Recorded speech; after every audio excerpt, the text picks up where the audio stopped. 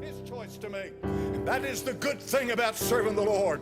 All I've got to do is say, Lord, here am I. Send me, and He'll do the job. Amen. Just trust Him when He does begin to move in your heart, and when He pressures you on one side, or He opens a door on another, or He moves in your spirit one way or another. Leave it to the hand of God and stay away from people and their counsel, because most men don't have a clue what they're talking about. It is a first-hand case. My life is not your life. What God does in my life is not what He's doing in your life. He's the same God, but He's got a reason for what He does. And so I was that broken reed, and that broken reed comes to the point to where you become a smoking flax, and there's not much faith left. And if you leave it to men, they'll destroy your faith. Let me say this to you and give you good counsel this morning, dear friend. Get your eyes off of people and put your eyes on the Lord. Put your trust in God and not in man. Men will let you down, but the Lord will never fail you.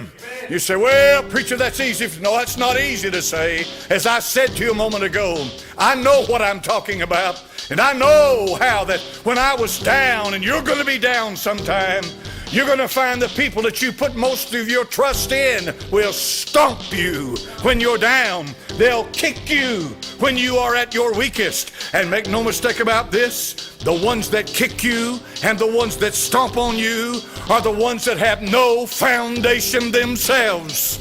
I feel sorry for people like that, for when the wind blows and when the sea rages and when the trouble comes along, you will be the first one to fall, and your fall will be hard because you're building yourself up over somebody else. God help you if you're one of them. If you spend all your time picking at somebody, criticizing people, tearing people down, making fun of them, and using them as some kind of a comfort to you, if you can find something bad in them, that's because you got nothing inside of you that's giving you life. There's no power in you. There's no joy in you. There's no power of God moving inside of you. And oh, how this petty junk, I've seen it work in the church and in the lives of people. Get out of it. Get in your closet and get on your knees and say, Lord, I'm a miserable case. That preacher's talking to me. Oh, I can't do anything for you because I find somebody I can hide behind. I can find, you always will be able to. If you're looking for some weak-kneed Christian, for some vacillating saint, for some soul whose life is in a terrible mess, friend, you don't have to look long. You don't have to look long, but let me tell you something. Listen to me real good now. I'm going to give you some advice that came from years and years of dealing with people.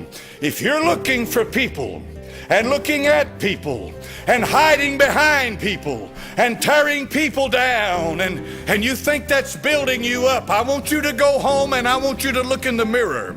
And I'll guarantee you, when you look into that mirror, you're looking at one that is in worse shape than all of them that you're trying to tear down. You don't have a relationship with God. The moment you begin to have a relationship with the Lord, something comes alive inside of you. There's a fire that starts burning again. You're no longer focused upon people, but you focus upon Him, and you focus upon promises, and you focus upon the future. And your life is not about the here and the now, it's about the eternity. And when that begins to happen in your heart, something begins to move inside your soul where you got something to give to somebody. And when you have something to give to somebody, let me tell you this morning, this is something it took a long time for me to learn. If you want friends and you want people to be around you and you want people to be kind and good to you, you let something grow inside you that's worth having, and they will come through the doors to get to where you are. If all you are is one constant negative put down, one constant negative criticism, one constant negative defeated life, you can count on this. All of your friends will leave you because they got the same problem and they don't want to hear it out of you. But if something is growing inside you that's good, they'll want what you've got, and you'll be amazed at how many friends you have that come around you. And that's a little advice that came from you.